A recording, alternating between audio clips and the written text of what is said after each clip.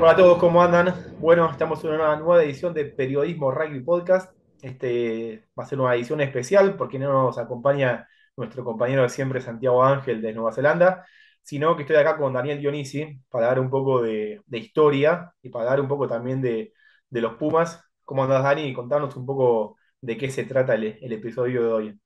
¿Cómo estás, Nico? Sí, hoy vamos a tener una edición especial del podcast de PRP. Y esta edición especial va a girar alrededor de una idea que surgió a partir de ver la película del momento, es decir, Argentina 1985. Mientras la veía, de alguna manera me trasladé a esa época. Yo tenía 20 y pico de años. Vos ni habías nacido ahí. Yo no había nacido. Así es. Y se me ocurrió pensar o recordar qué pasaba con los Pumas y con el rugby argentino en ese año 85, que fue muy importante. Y además, a partir de eso me di cuenta que se puede trazar un paralelo entre lo que cuenta la película, que básicamente es el juicio a las juntas militares, y la esperanza que generaba eso en el país, y lo que ocurría con los Pumas. Eh, en la Argentina se vivió una época de esperanza por la reciente vuelta a la democracia y de alguna manera el juicio aportaba a esa ilusión de tener un país mejor. No nos olvidemos que también ese año fue el año del Plan Austral, que al menos en el primer momento generó una idea de que la situación económica se podía reconstruir. Después veremos que las cosas no fueron tan así, pero en ese primer instante parecía que iba a ser iba a ser para mejor. Y en el rugby también fue muy esperanzador. No nos olvidemos que los Pumas ese año jugaron 4 test, 2 con Francia, 2 con Nueva Zelanda. Todos los partidos los jugaron de igual a igual, consiguieron una victoria y un empate.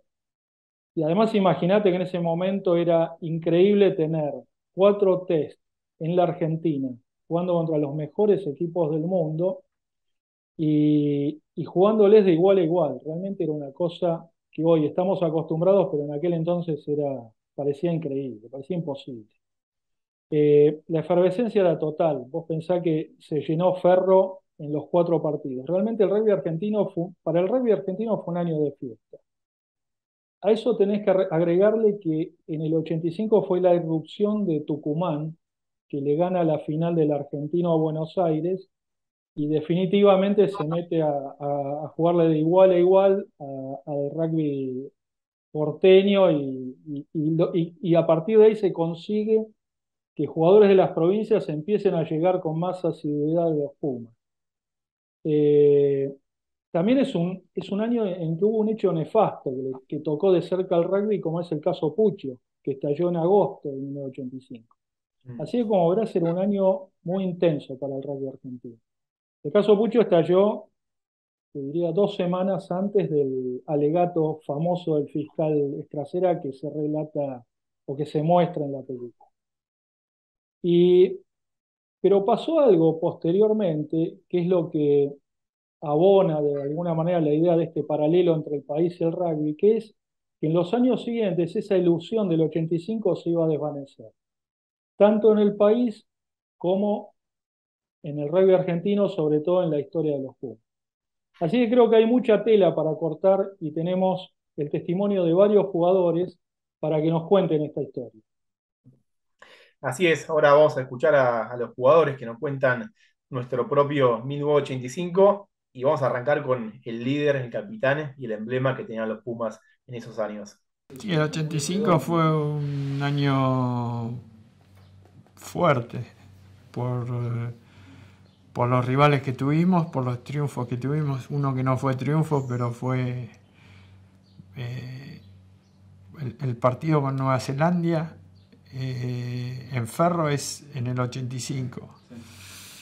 Ese equipo jugó bien, jugó un rugby agresivo de 15, jugó mucho mejor el primer partido que el segundo, a pesar de que el resultado no fue tan bueno.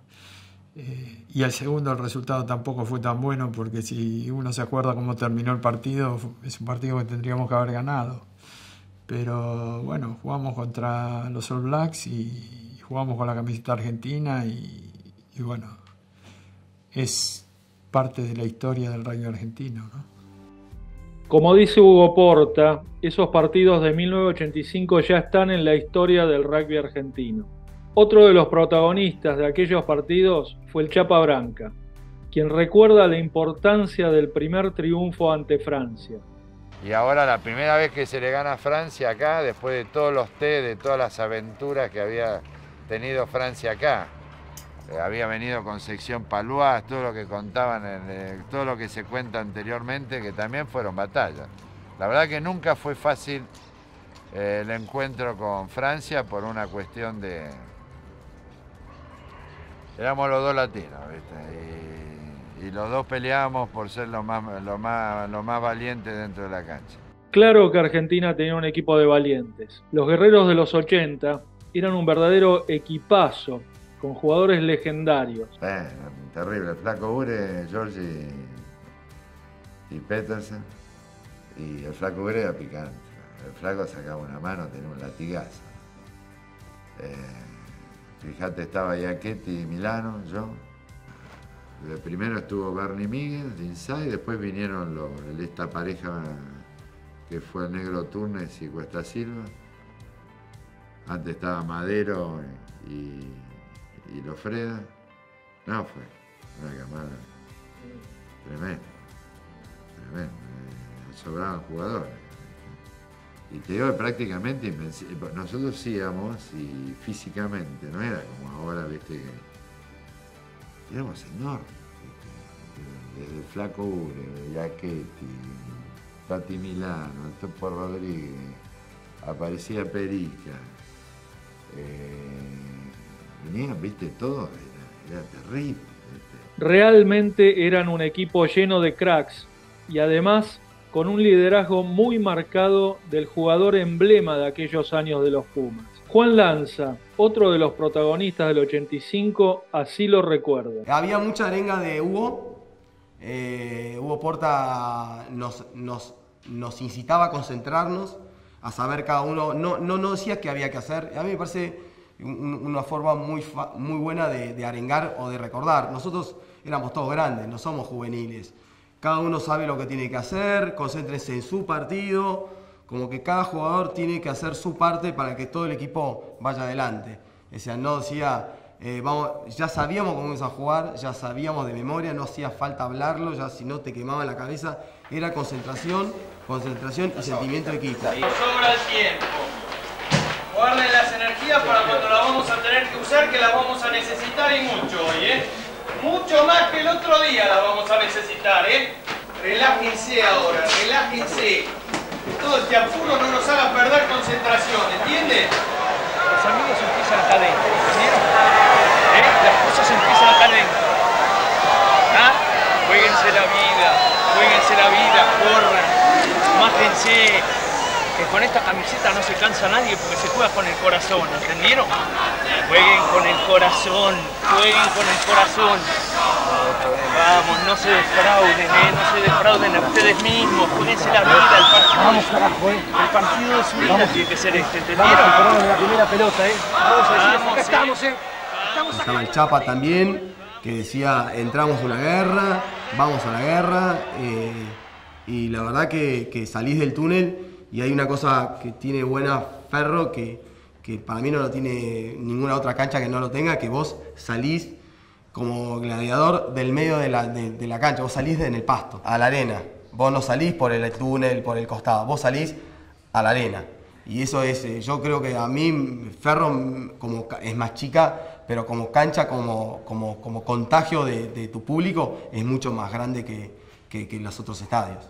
Por eso te digo que la gente compra. Cuando ven que la pasión, la entrega y ven el compromiso adentro de la cancha, la gente, ¿viste? Y jugás de igual a igual, la gente te lo agradece viniendo a la cancha y hubo toda una movida.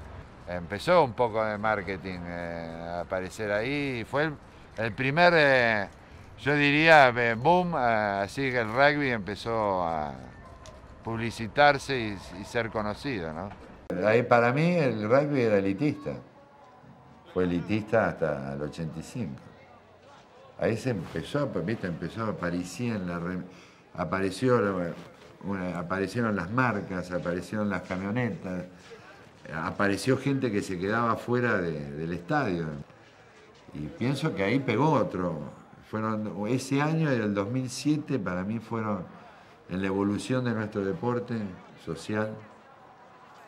¿Viste? Hasta ahí era elitista. A partir de ahí me parece que es más social y popular, ¿viste? Que el rugby sirve aparecen clubes donde el nivel social tampoco es de mucho, pero que sirve socialmente para ir creciendo como persona, ¿viste? Eso es lo enorme de este deporte, ¿viste? Que lo vas educando para que el día de mañana seas una persona todoterreno en la sociedad, en el mundo que te toca, ¿no? Como dice Branca, con los Pumas del 85 se produjo un estallido de popularidad que traspasó las fronteras del rugby y llegó a toda la sociedad. Una sociedad que vivía la experiencia de la joven democracia argentina, con debates, con aprendizajes y también, por supuesto, con internas políticas. En el rugby, como sucedió en muchas épocas, también existían esas internas. El Chapa lo explica con claridad. En el seleccionado eran los pro Michingo y los pro Porta, ¿viste? O los pro Guastela. Pues siempre estaba la pelea, ¿viste? Con los O'Reilly contra, ¿viste? Como O'Reilly no había sido de los Pumas, entonces los Pumas del 65 no les gustaba O'Reilly. Vamos a sacarnos la careta, ¿no? Pero nunca se puede discutir en una mesa, ¿viste? Siempre tiene que tocar el juego, ¿viste? Pues para ellos tener el poder del juego era tener el poder político, siempre fue así. O sea que el entrenador tenía que ser un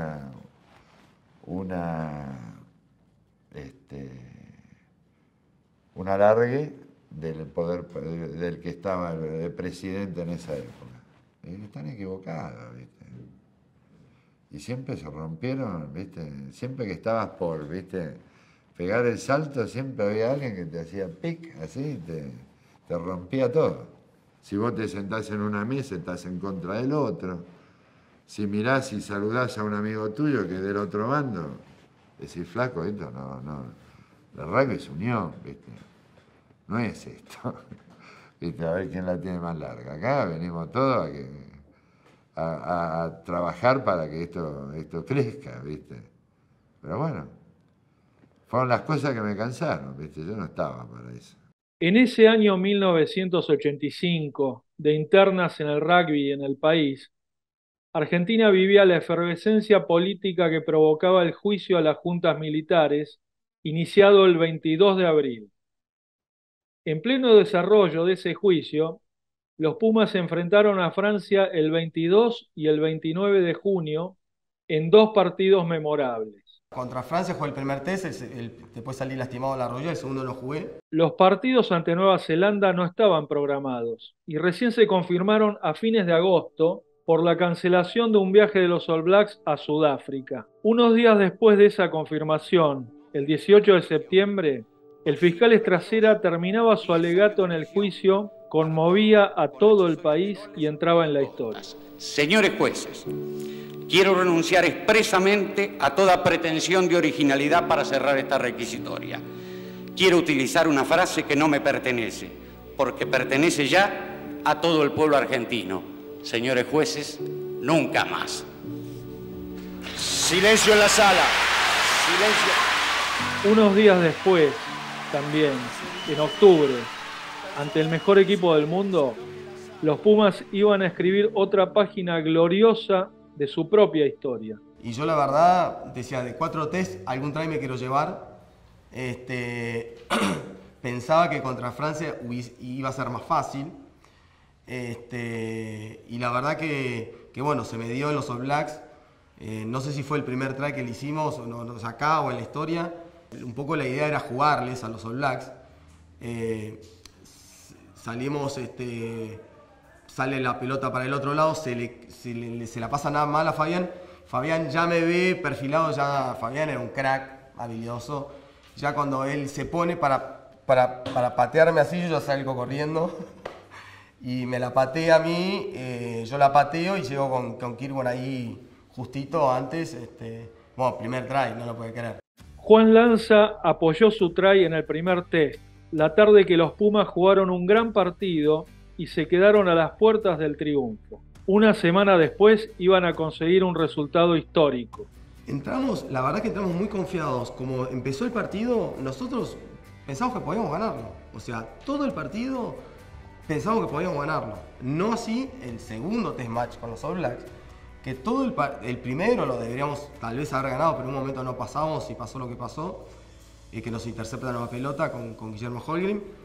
Pero el segundo test match nosotros lo empatamos con los All Blacks y teníamos que haber perdido por mucho. O sea, nos salvó Hugo Porta, pero no jugamos bien.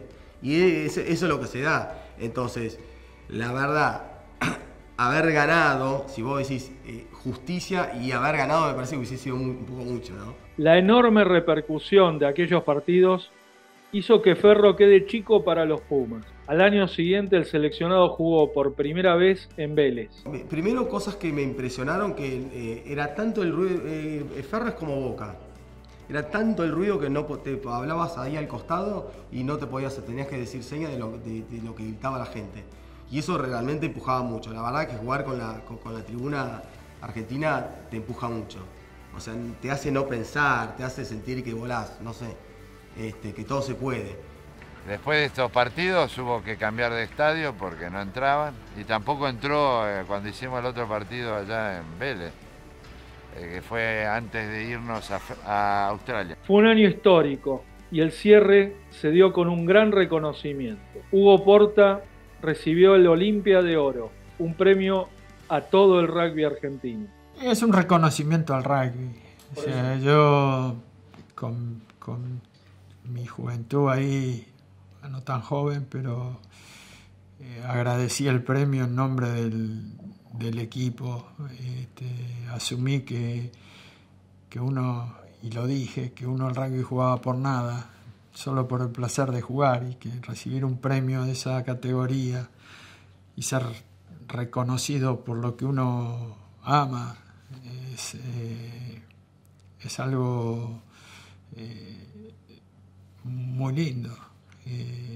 Pero eso fue un reconocimiento, más allá de mi figura, fue un reconocimiento al rugby.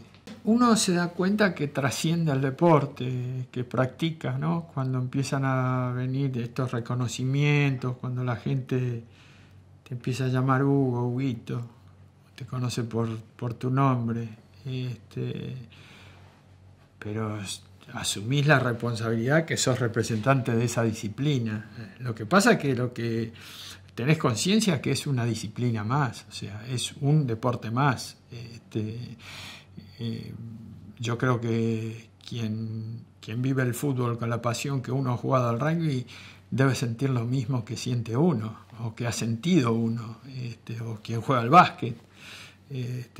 Yo siempre tuve un gran respeto y una gran admiración por otros deportistas, pero sí me siento un representante del rugby, pero también me siento parte de un entramado y de un tejido del deporte. Yo no soy de esos que va a decir que el rugby es el mejor deporte del universo. Seguramente que hay tipos que juegan al básquet y sienten lo mismo que he sentido yo jugando al rugby. Entonces hay que tener respeto por los demás. Pero sí, es muy lindo el reconocimiento de la gente. Cuanto más viejo te pones, más lindo es. Pues yo siempre agradezco el poder, qué sé yo, firmarle una camiseta a un chico que ni siquiera me vio jugar, que ni siquiera sabe o ni siquiera se imagina que yo podía patear una pelota de rugby. O sea, eso es lo que te hace o te da conciencia de que has trascendido, de que fuiste alguien, ¿no? Realmente el 85 fue un año espectacular para los Pumas, con esto que vimos, pero lamentablemente la historia no iba a seguir siendo tan buena, ¿no, Dani? Sí, así es. Como quedó claro, el rugby argentino estaba en ese momento en lo más alto y la ilusión y la euforia eran enormes. Pero tal vez sea fruto del clásico exitismo de los argentinos, ¿no? Pero existía la creencia de que los Pumas estaban entre los mejores equipos del mundo. Pero el tiempo iba a demostrar que las cosas no eran tan así. Y retomando ese paralelo con la historia del país, veremos que ese entusiasmo tan esperanzador del 85 en el país también se iba a desvanecer en los años siguientes.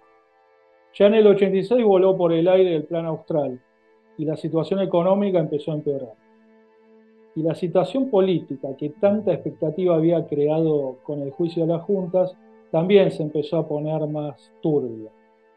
Y podemos decir que esas líneas paralelas entre el rugby y el país y la historia del país, que se iban dando casi en espejo, se tocaron en un mes.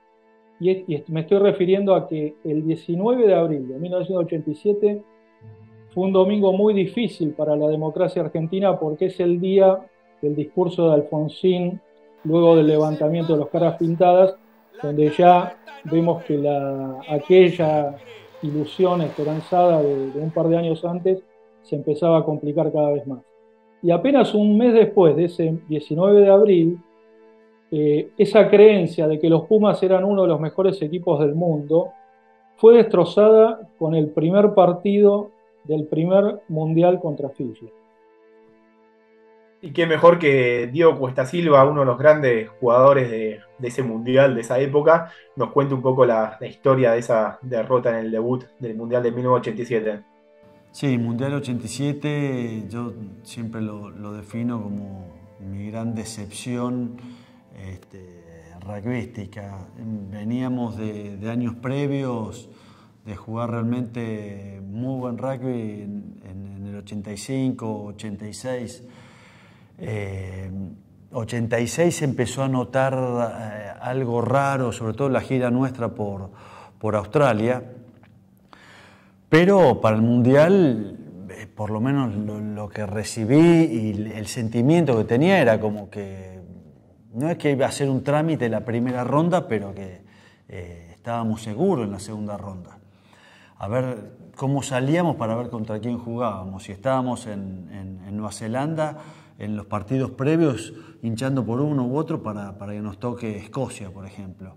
Y nunca pensar en los demás. En ese momento llegamos a jugar con Fiji ese primer partido y no habíamos visto un solo partido de Fiji, que tampoco había material disponible en esa época. Ya habíamos hecho mucho físico, muchísimo físico. En mi vida me entrené tanto para físico, estábamos con planes nutricionales tremendos. Yo subí 2 o 3 kilos en ese tiempo, por supuesto todo de músculo, pero que no estaba adaptado a lo que el cuerpo necesitaba y la velocidad del rugby necesitaba.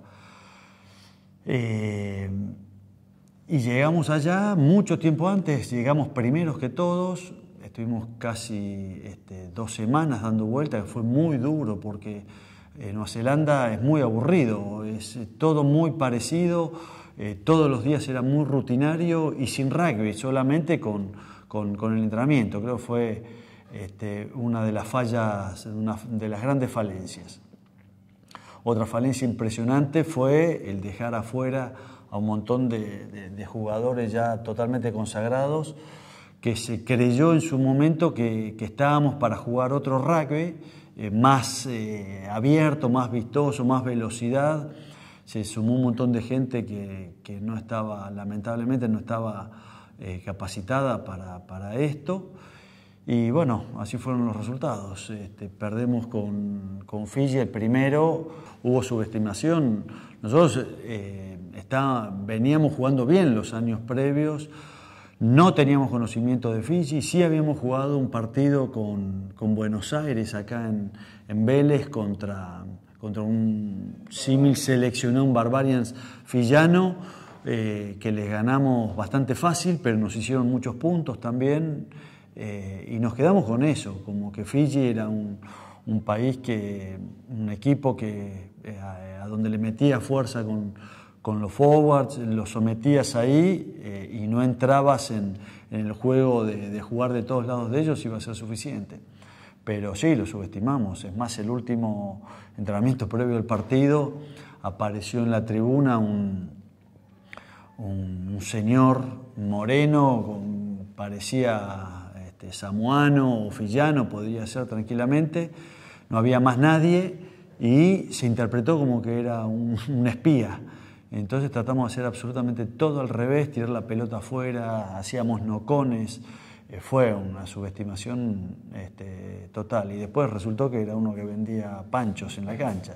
Otro de los que vivió la amarga experiencia del primer mundial fue Fabio Aguja Gómez. Mi experiencia antes de ir al primer mundial, yo era muy joven, no era irresponsable, pero me tomaba mucho este deporte que es mi vida para divertirme y para hacer divertir a los que nos veían. No, yo fui al mundial capaz que me equivoqué o mi madurez no estaba como para darme cuenta de lo importante que era un mundial y el primer mundial de rugby de la historia.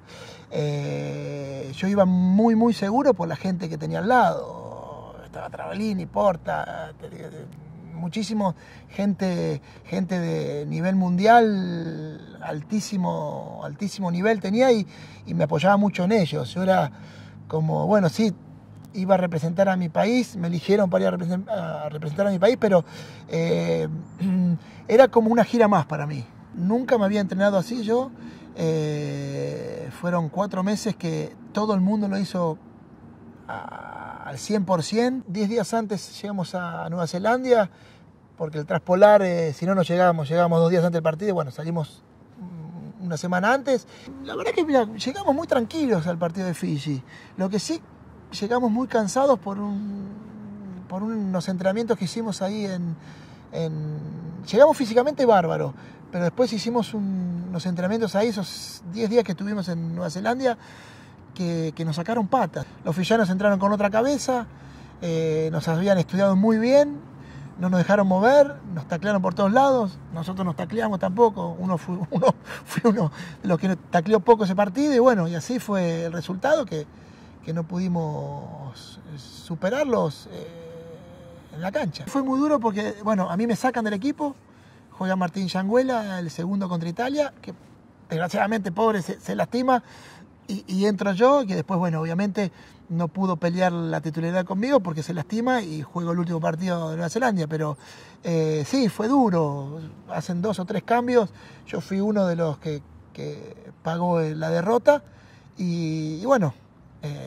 pero sí, se jugó mal.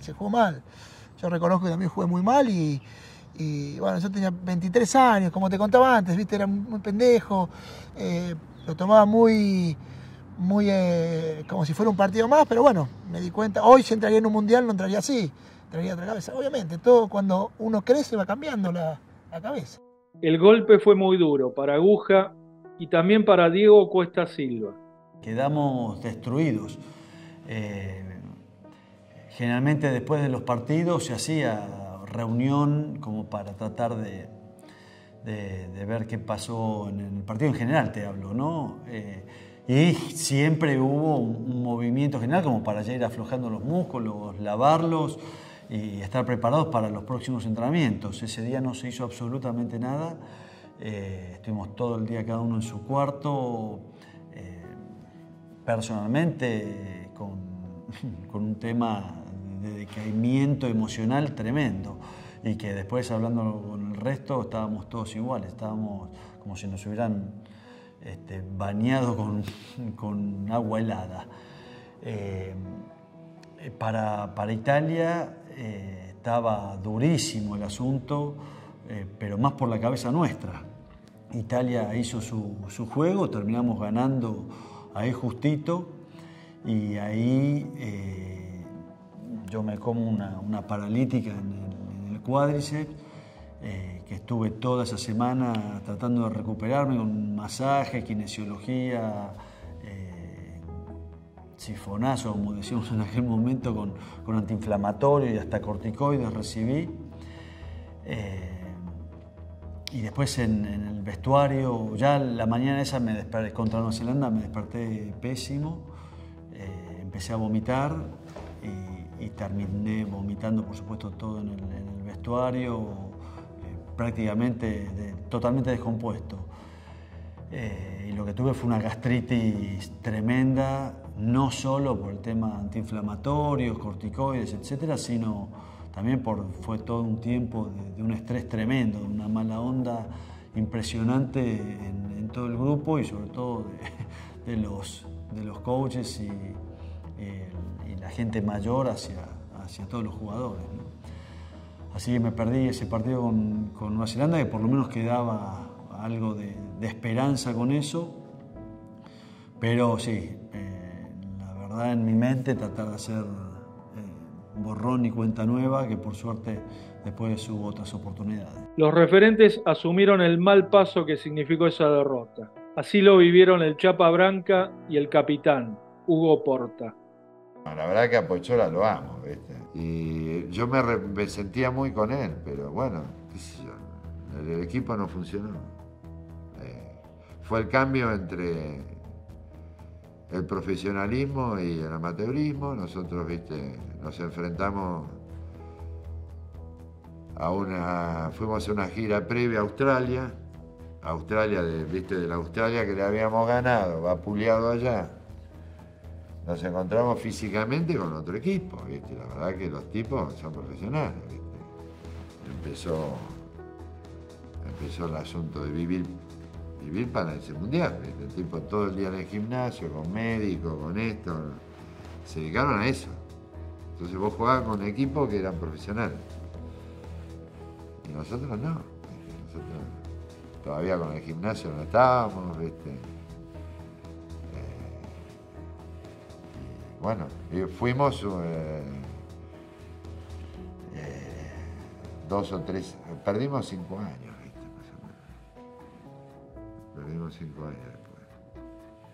No fue tan mal que no me dio ganas de seguir tampoco, ¿viste? El Mundial del 87 fue un mundial jugado antes de jugarse.